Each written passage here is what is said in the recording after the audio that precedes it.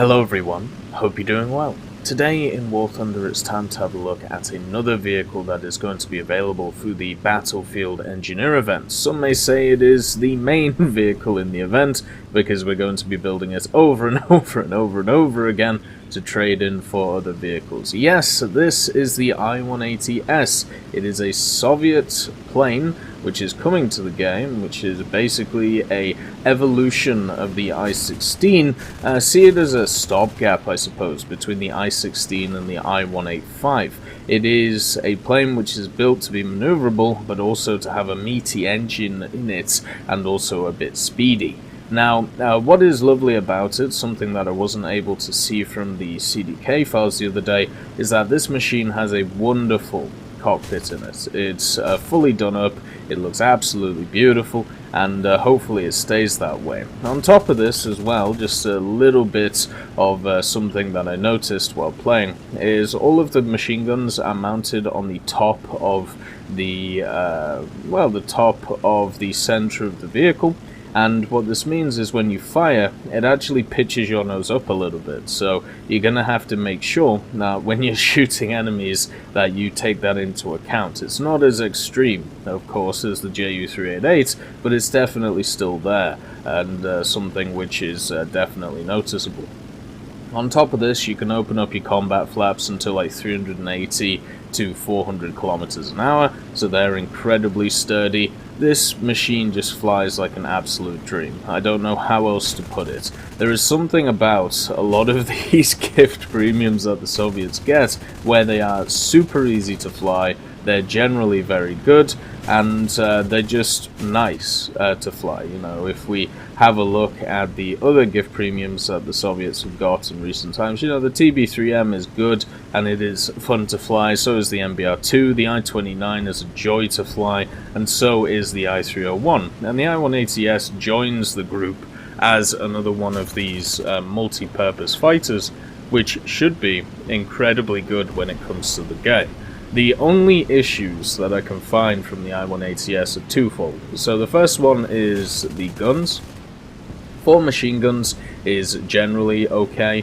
When I had a look in the files yesterday, it may have changed today since there was a little update, but the I-180S was sat at 3.0, so there may be some targets which can eat your rounds a hell of a lot better than you may expect. So the Shikasses may struggle with the damage that they're putting out, so you've got to take that into mind. They also don't have the most ammunition. I thought they would have a little bit more, but unfortunately they don't have a ton. And on top of this as well, the high altitude performance of this aircraft isn't the best. You know, this is a through and through, let's start at mid to high altitude, let's push them down to mid altitude, let's get them to low altitude, let's outturn them, let's beat them like that. This is definitely a dogfighting vehicle, and it can still energy fight because it's got great acceleration, especially in the dive, but still what you want to be is in that position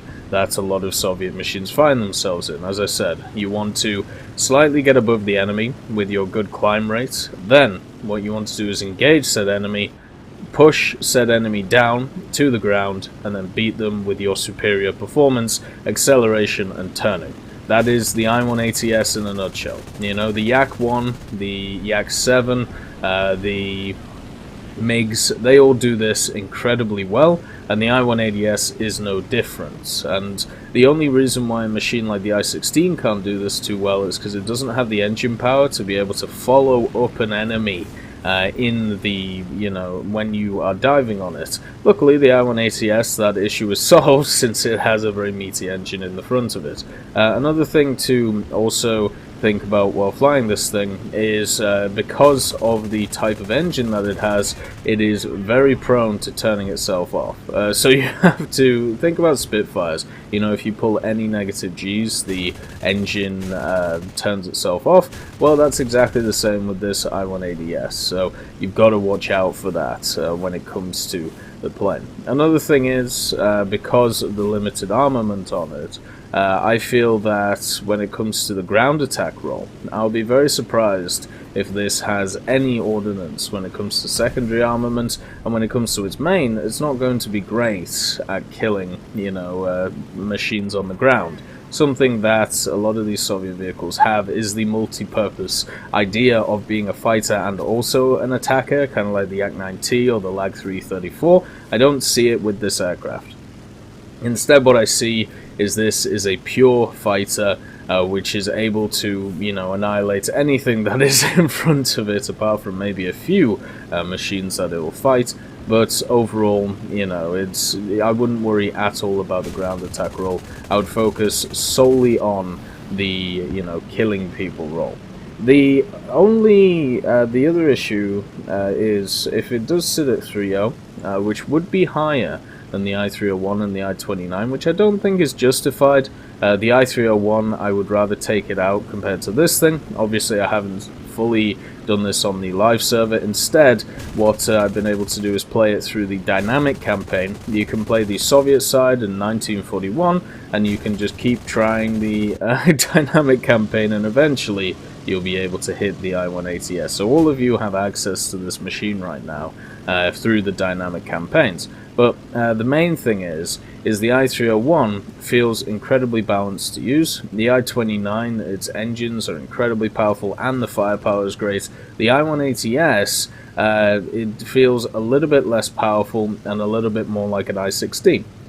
And as you go up in BR, normally at lower BRs, so this would still, I suppose, be classed as lower BRs, but we're getting into that mid area. At lower BRs, you want a machine which can climb very well and turn pretty well, right? Those two characteristics will see you through very well. So like the Spitfires, for example. Early tier Spitfires, very good at getting into position, very good at setting up a kill on an enemy.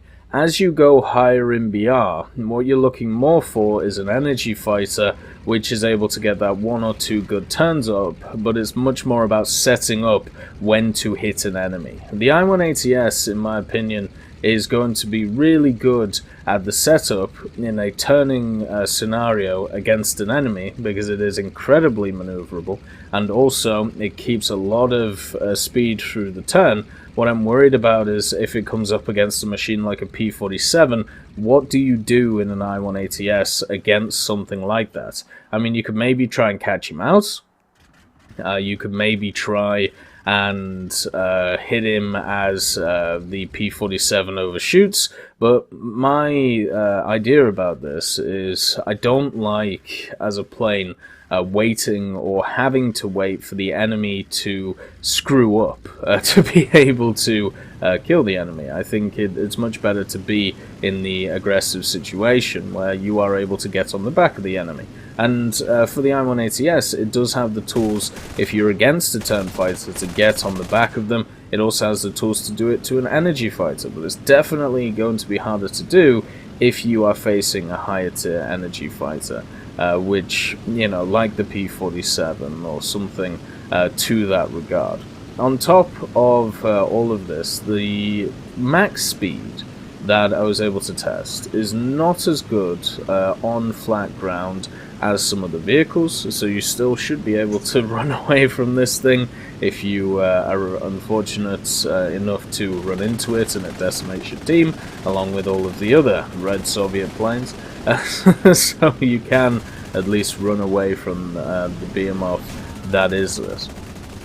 I said in a bunch of videos that I think it's correct to grind out this before you grind out any of the other vehicles, and I generally believe out of the three, which you only need one, coupon to, or one thing to trade in, for either the I-180, the VFW, or the Project 122, this is easily the best out of the three if you are into aviation. It's, even though the VFW is looking good, even though its engine power might have been cut, and the Project 122 is looking solid at its BR, the I-180S has a little bit of everything, and the Soviet fighters around this level are so good at balancing out the need for energy, the need for acceleration, and the need for maneuverability to annihilate an enemy. And they're just really fun to fly. I don't know how else to put it. If you've never played through the Soviet tree, you've never played the Yak-7 or the Yak-1 or, you know, the MiG-315s, MiG-334, give them a go. Because what you'll find is they're a great balance. The only issue you'll run into is stuff like the HE-100, and it'll be able to, you know, outdo you. But the thing is about an I-180S, just like the I-29 and the I-301, if you come up against a turn fighter, you can out-energy fighters. If you come up against an energy fighter, you can out maneuver it and force it to overshoot. So there is this wonderful scenario that whatever you do, you will have an advantage somewhere. The only issue is, of course, with the, you know, capitalizing on the advantage with the primary armaments, which I think a few people may struggle at. I generally think 4 machine guns is okay, even with the little bit of kickback, but we'll have to see going forward. Another thing is once this thing is hit, it's as good as dead. It seems to have no armor. It sets on fire like a matchstick. So make sure to not get shot, I think is the best way of putting it. I know that sounds kind of ridiculous, but it is just, you know, you've got all of the tools at your disposal to make sure that nobody is able to get on your tail, not even something as powerful as a Spitfire at this level. So, or a Key 43, so just don't let it happen, otherwise you're going to be lit up, your engine loves to set on fire, your tail loves to fall off, and also your wings also enjoy having a bit of a holiday away from the rest of the plane. Anyway, I hope you all have a wonderful day, and I'll see you next time. I'd like to thank B. Young, Blackie, Dyslexic Child, Martinez, Moxie, Nito, Nick Graham, Alobralo, and Super Cacti for supporting me on Patreon.